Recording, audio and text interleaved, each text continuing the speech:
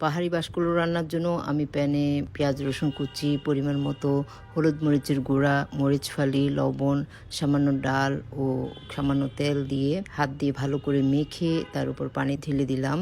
এবার চুলায় তুলে দিয়ে বলক ওঠা পর্যন্ত অপেক্ষা করলাম এবং ধুয়ে রাখা বেশ কিছু ছোট দেশি চিংড়ি শুটকি দিয়ে দিলাম। বাঁশকুড়োগুলোকে আমি এভাবে কেটে নিয়েছি। এবার আবার বলক উঠে গেলে আমি বাঁশকুড়োগুলো দিয়ে দিলাম এবং সেদ্ধ হওয়া পর্যন্ত অপেক্ষা করলাম। সেদ্ধ হয়ে গেলে আমি ধনে পাতা কুচি দিয়ে নামিয়ে নিলাম।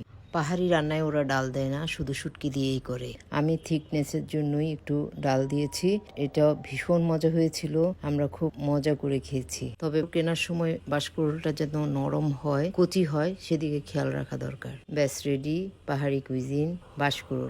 আর এটা হলো হলুদের ফুল, অনেকে হয়তো চেনেন। এটা পাহাড়েই বেশি হয়ে থাকে। আগে প্রচুর খেয়েছি, কিন্তু গত 2-3 বছরে মনে মনে খুঁজলেও চোখে এটা দেখতে পাইনি।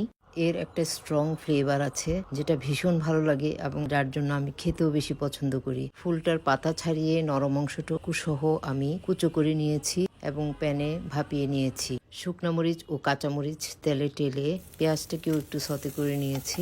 এবার ভালো করে পেঁয়াজের সাথে লবণ দিয়ে মেখে ভর্তা বানালে গরম ভাতের সাথে খেতে দুর্দান্ত লাগে। তাছাড়াও আমি এটা ছোট বড় মাছ রান্নায় ও শুটকিতে দিয়ে থাকি, যা তরকারিতে একটা ডিফারেন্ট ফ্লেভার অ্যাড করে।